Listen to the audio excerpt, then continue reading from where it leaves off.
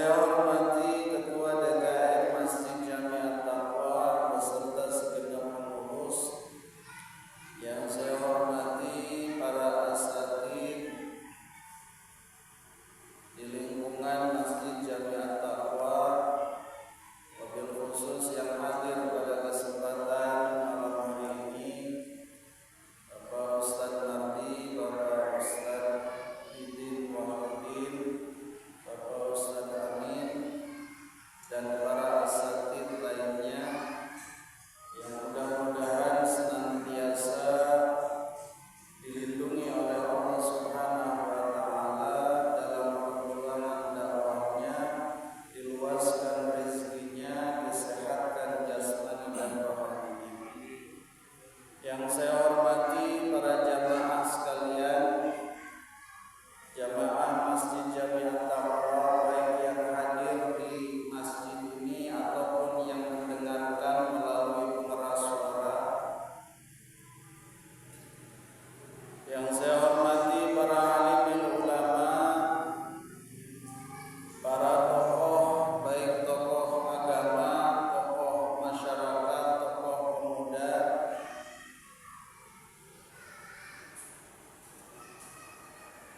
yang senantiasa ada dalam ridho Allah Subhanahu wa taala.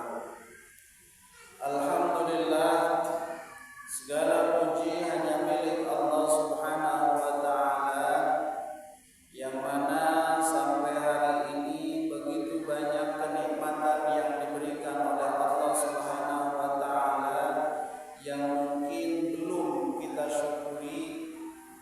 Oleh karena itu, dengan mengucap alhamdulillah, kita bersyukur kepada Allah Subhanahu wa taala atas segala nikmat yang diberikan oleh Allah Subhanahu wa taala, baik nikmat yang kita minta ataupun nikmat yang memang diberikan oleh Allah Subhanahu wa taala.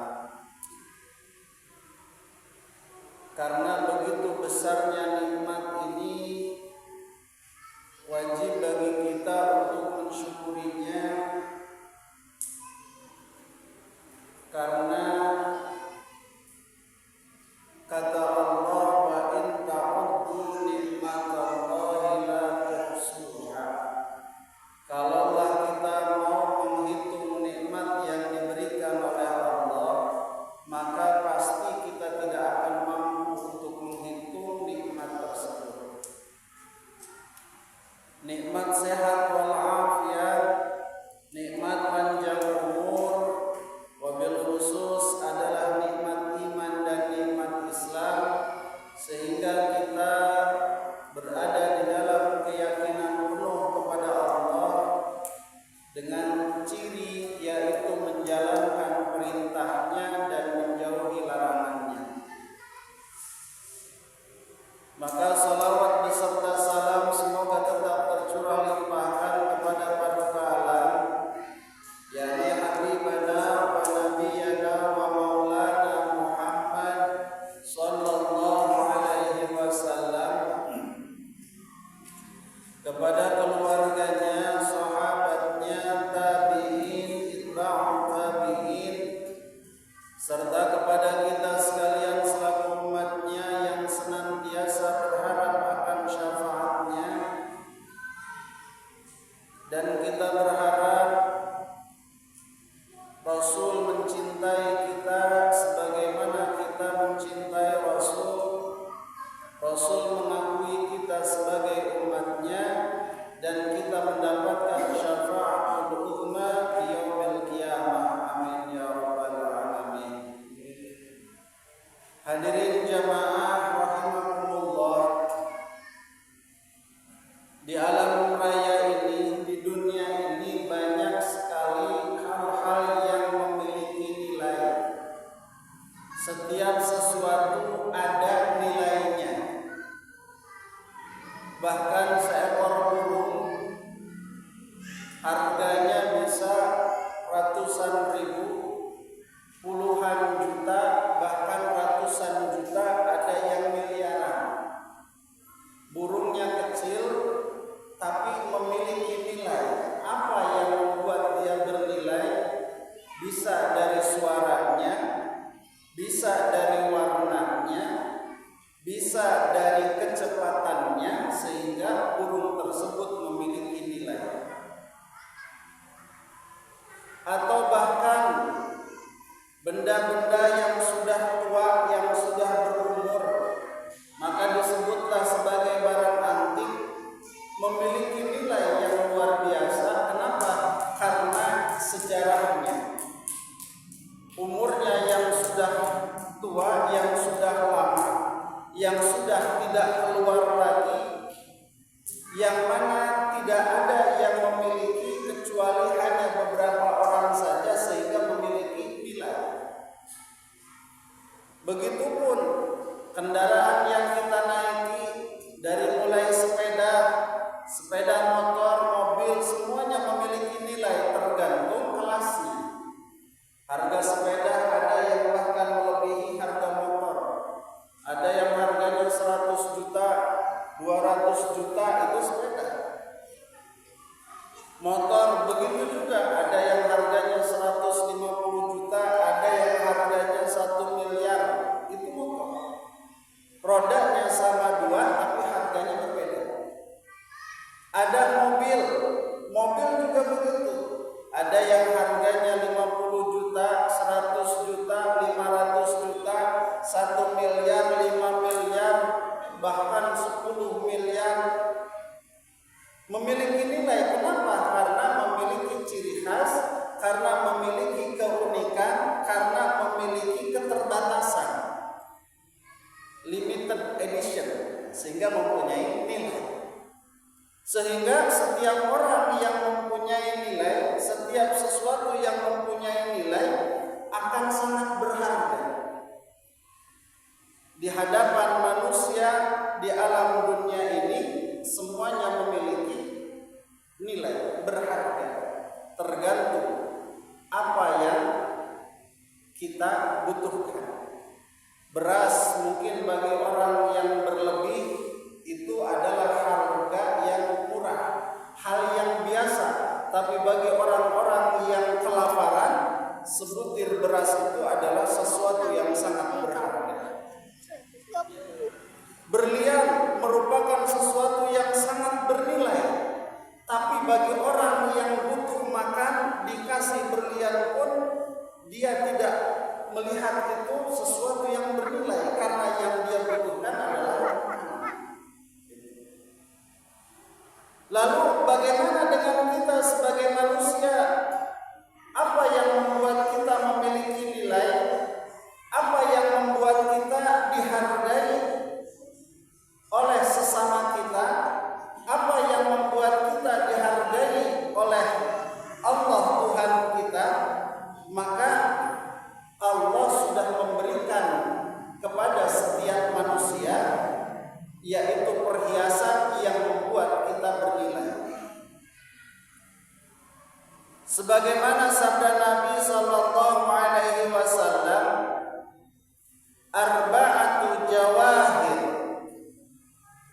ada 4 permata. Kenapa digambarkannya dengan permata? Karena permata ini adalah sebuah batu yang memiliki nilai jual yang sangat tinggi. Artinya ada 4 perkara yang memiliki nilai yang sangat tinggi, di mana fi jismi bani Adam, pada diri setiap manusia.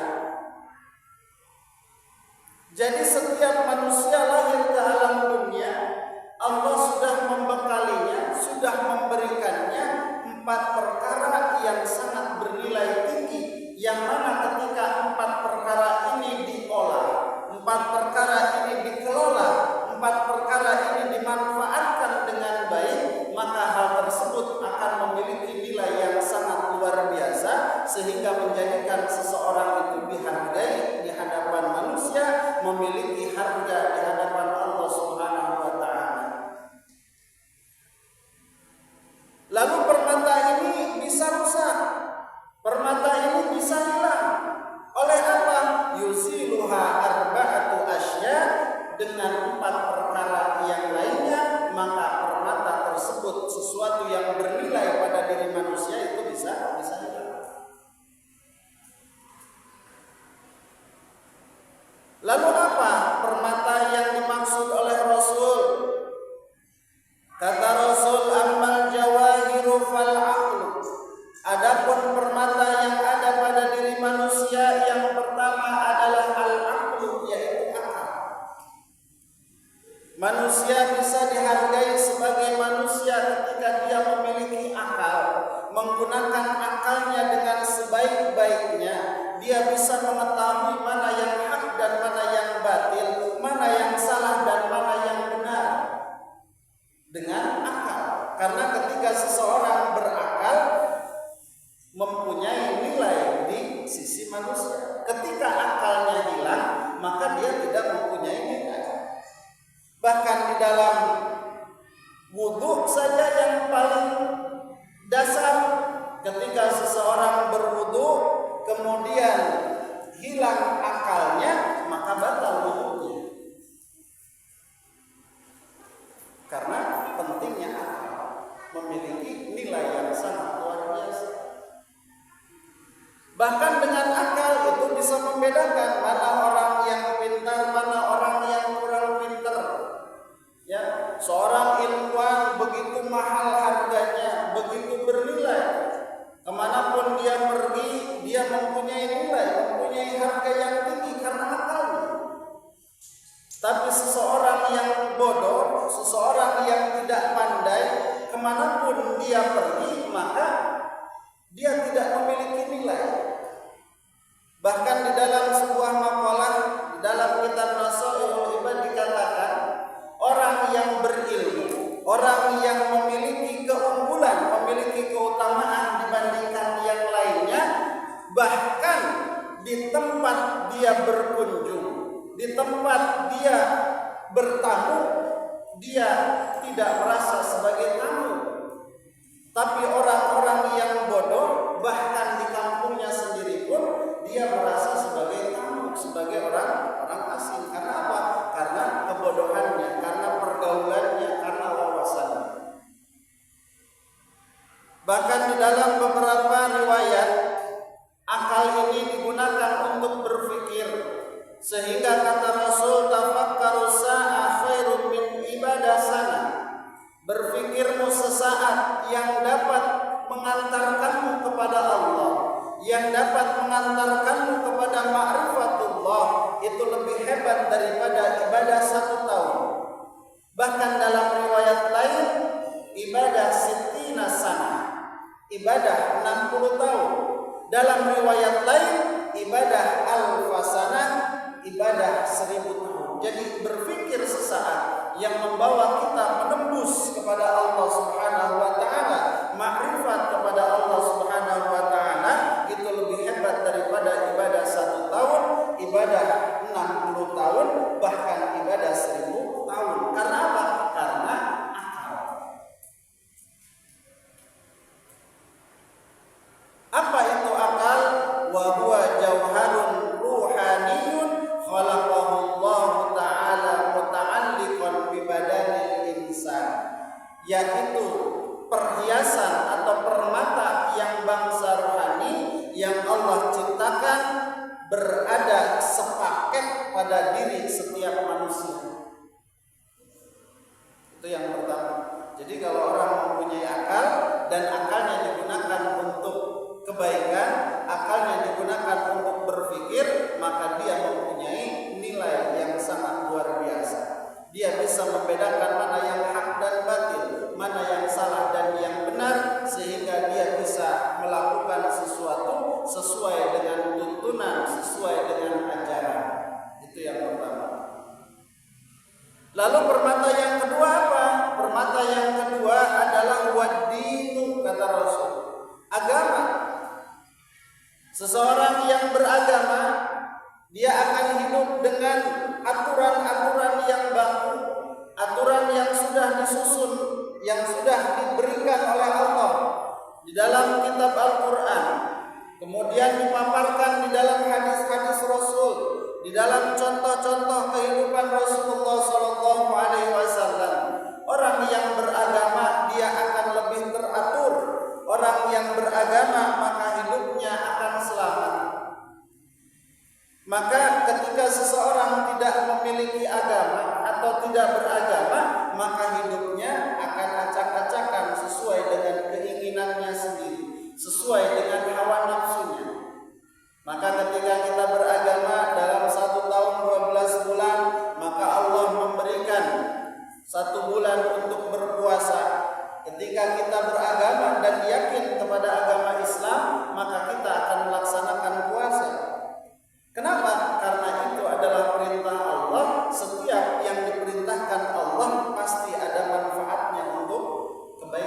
kita semua. Begitupun dalam kehidupan sehari-hari, mulai dari bangun tidur sampai tidur lagi, ketika seseorang beragama maka dia akan mengikuti tuntunan agamanya. Hendak tidur dia berdoa, bangun tidur dia berdoa, jadi setiap hari dalam aktivitasnya berisi ibadah. Itulah agama. Maka bersyukurlah kita berada di dalam agama yang diridhoi oleh Allah Subhanahu wa taala, yaitu agama Islam. Al-yauma akmaltu lakum dinakum wa atmamtu 'alaikum ni'mati wa raditu lakumul Islam dinan. Dan aku ridho Islam sebagai agama. Dan di dalam riwayat lain, di dalam ayat lain, inna dina indallahil Islam, sesungguhnya agama yang ada atau yang diridhoi oleh Allah yaitu Islam. Apa sih agama? Wa huwa ma yad'u ashabal quli ila qabuli ma huwa minar rasul sallallahu alaihi wasallam.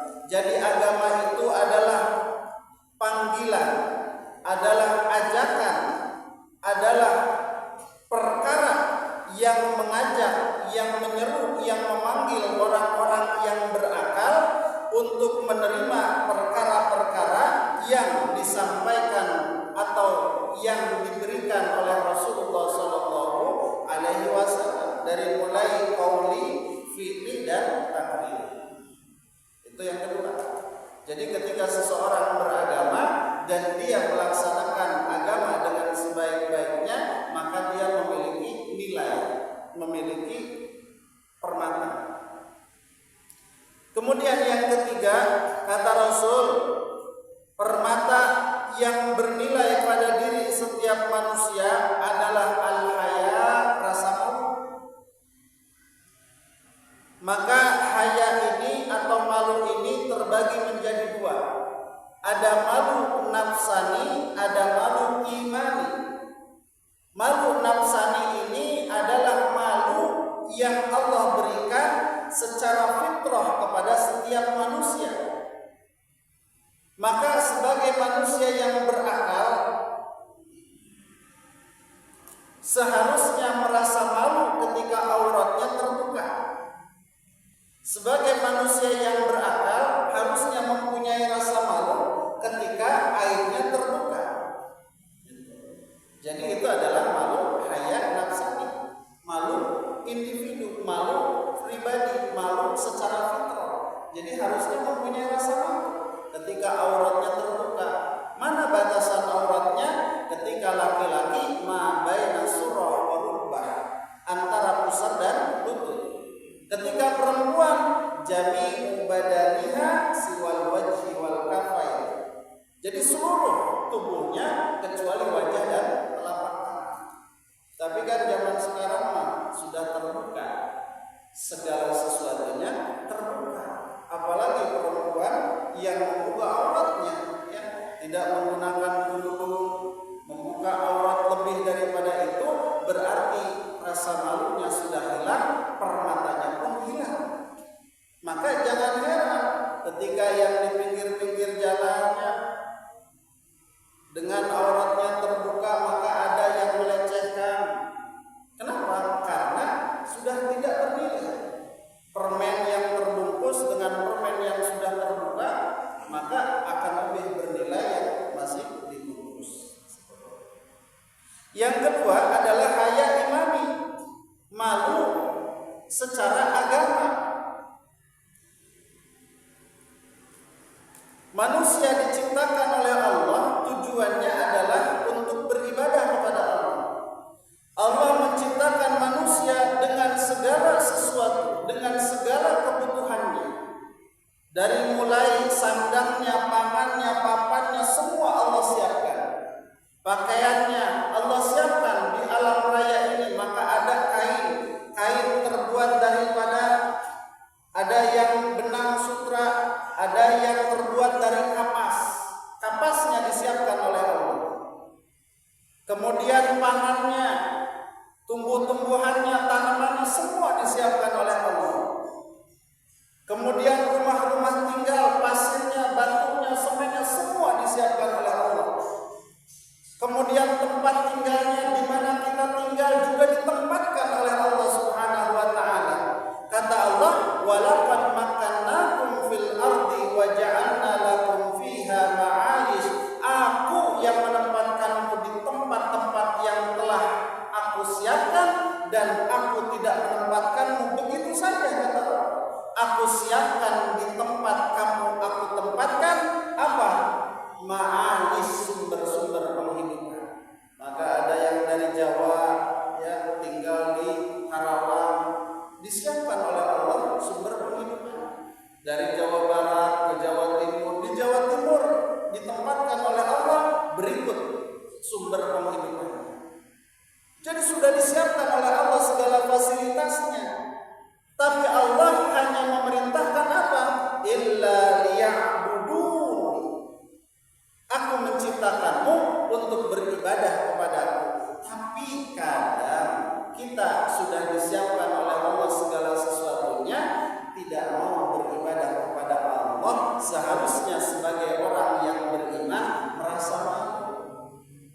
Geus dirawatan kumitoha, dibere anak-anak, diimahan, dibiayaan, ya, giliran mitoha boga gawe tidak punya rasa.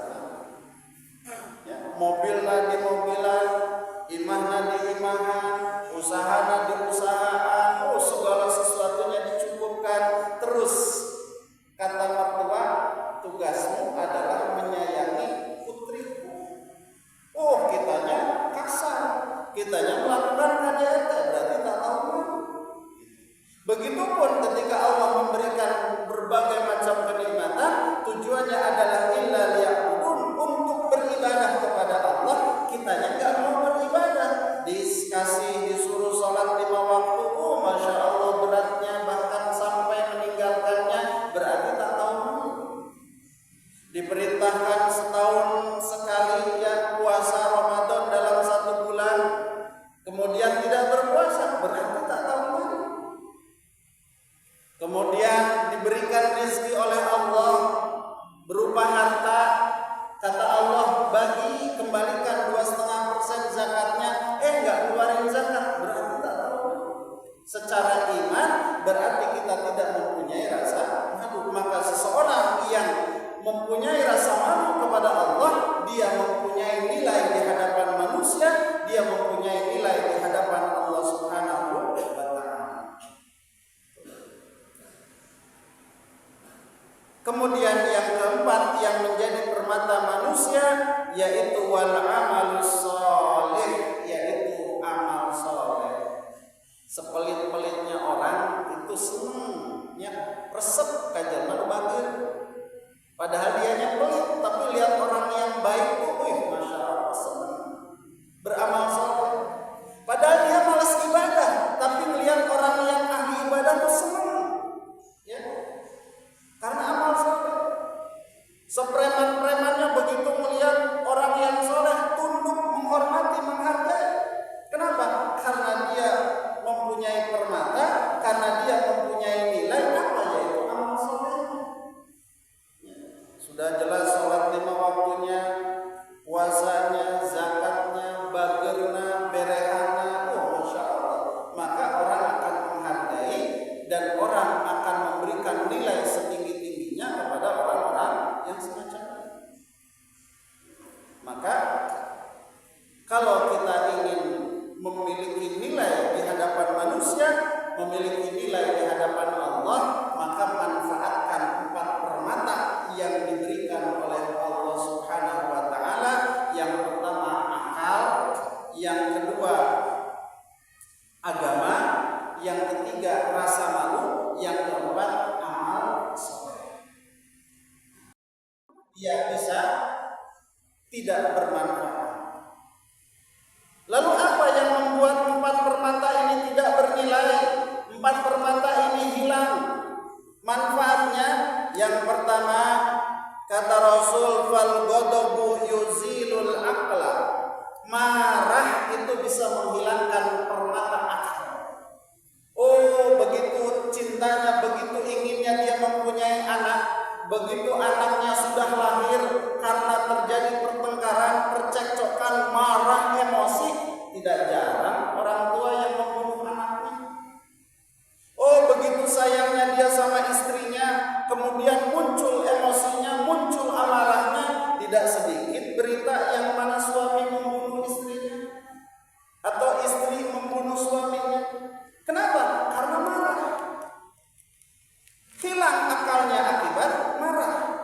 Orang yang sedang marah, dia tidak bisa mengambil keputusan karena hawa nafsunya, ammaratun bisu'nya sedang menguasai dirinya. Maka ketika marah diberikan tips oleh Rasulullah SAW, kalau engkau marah dalam keadaan berdiri, maka jongkoklah. Kalau engkau masih marah dalam keadaan jongkok, maka duduklah. Kalau masih marah dalam keadaan duduk, maka berbaringlah. Kalau masih marah, maka berwuduklah. Bahkan balasan orang yang mampu menahan amarah apa? Yaitu surga. Kata Rasul, la taghdab walakal jannah. Jangan marah, maka bagimu surga. Bahkan orang yang dapat mendapatkan ampunan Allah, orang yang mendapatkan surga Allah itu siapa? Salah satunya wal kadhiminal ghaidh, yaitu orang-orang yang mampu menahan amarahnya. Jadi ketika akal kita ini tidak digunakan dengan baik, tertutup oleh amarah, maka hilanglah permata akal tersebut. Orang yang tadinya mulia dipuja-puja, begitu keluar amarahnya, begitu keluar hawa nafsunya, maka orang tersebut akan kehilangan respek daripada lingkungan. Jadi begitu luar biasanya marah. Akal itu apa? Wa huwa nurun fil qalbi, yaitu cahaya di dalam hati, yu'rifu bihil haqq wal batil, yang mana dapat mengetahui mana yang hak, mana yang batil. Bahkan dalam sebuah riwayat Nabi sallallahu alaihi wasallam bersabda, qala ya Muawiyah, wahai Muawiyah, iyyaka wal ghadaba, hati-hati dengan marah, kata Rasul. Ya, hati-hati dengan marah. Kenapa? Fa innal ghadaba yufsidul iman. Sesungguhnya marah itu dapat merusak iman, kama yufsidus sibrul asal, sebagaimana merusaknya biji mahoni atau patrawali kepada madu yang tadinya manis menjadi pahit. Jadi saking luar biasa, maka kita harus mampu menahan amarah, karena perang yang sangat besar itu bukan perang melawan manusia, tapi perang yang sangat besar itu adalah perang melawan hawa nafsu sendiri. Itu yang pertama. Jadi akal bisa hilang dengan amarah. Yang kedua, wal hasadu. Yang kedua, hasad yuziluddin. Hasad itu bisa menghilangkan agama. Apa itu hasad? Wa huwa tamanni zawali nikmatil ghair. Hasad itu menginginkannya seseorang terhadap hilangnya nikmat pada orang lain. Iri, dengki, hasad. Ya. Jadi orang lain mendapatkan nikmat, kita yang naik jabatan, awas, nanti dicari celahnya supaya jatuh, turun lagi pangkatnya. Ya, itu adalah hasad. Orang lain maju, kita cari cara untuk supaya mereka bangkrut, misalkan dalam usahanya. Orang lain semakin berkembang, kita cari cara terus, itulah hasad. Maka hasad ini dapat merusak agama. Dalam sebuah riwayat Nabi bersabda, iyyakum wal hasada, hati-hati dengan hasad. Fa innal hasada, karena sesungguhnya hasad itu yaqulul hasanat, dia memakan kebaikan-kebaikan yang sudah engkau tanam, kama taqulun narul hataba, sebagaimana memakannya api terhadap kayu bakar.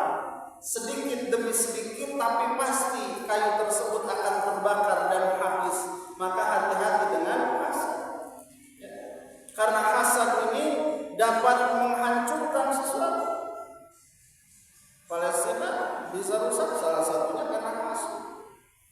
Ya, salah satunya hasud. Yang mukul siapa? Yang teriak teraniaya siapa? Akhirnya ngajak teman-temannya, padahal dia yang mukul.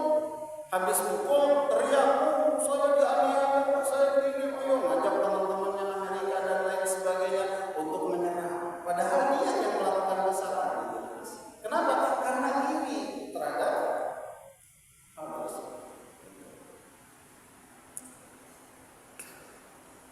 Jadi yang kedua, hasad itu bisa menghilangkan permata yang sangat berharga, yaitu agama. Kemudian yang ketiga, watam'u ay rabbatu fi syai' toma, ya, berharap sesuatu yang tidak ada pada dirinya atau sesuatu yang belum pasti. Yuzilul haya, dapat menghilangkan permata malu. Jadi rasa malu akan hilang karena toma itu berharap sesuatu. Contoh, ya, contoh toma itu keundangan, ya, diundang oleh dua tempat. Tempat yang pertama mah biasa-biasa, yang kedua mah orang kaya. Maka akhirnya gimana? Dibikinlah rencana kondangan kepada tempat yang biasa dulu.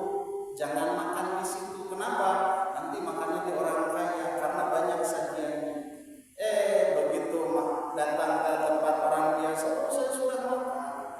Sahalaman pulang, padahal mereka makan di tempat yang kedua karena sudah terbayar.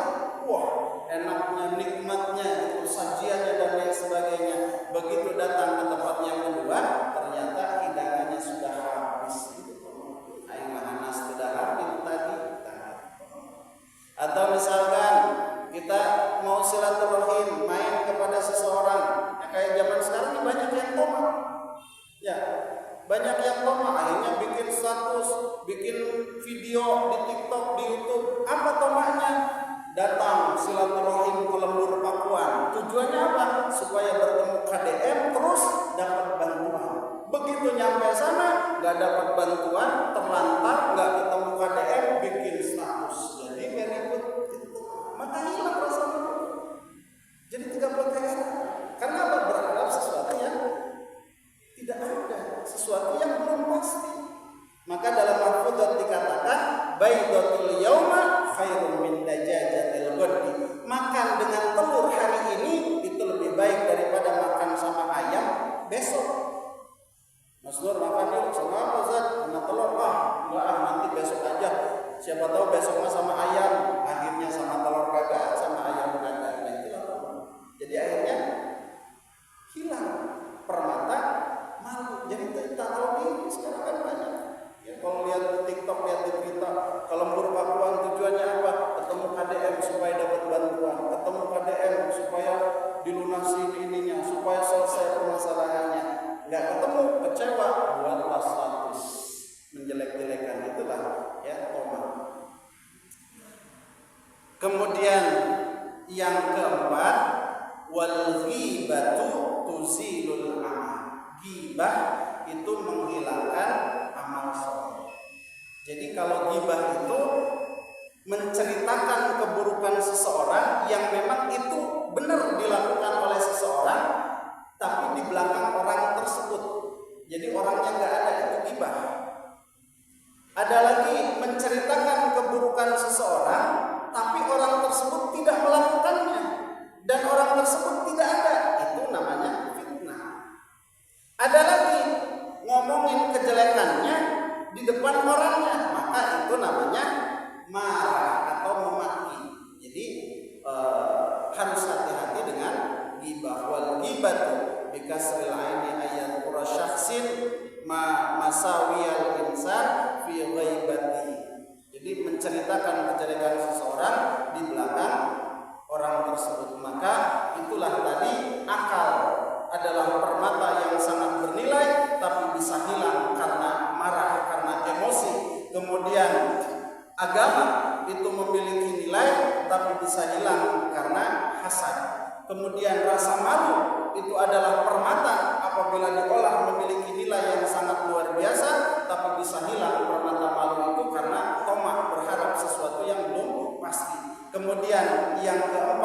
yaitu amal soleh bisa hilang karena ghibah. Maka mudah-mudahan kita semua bisa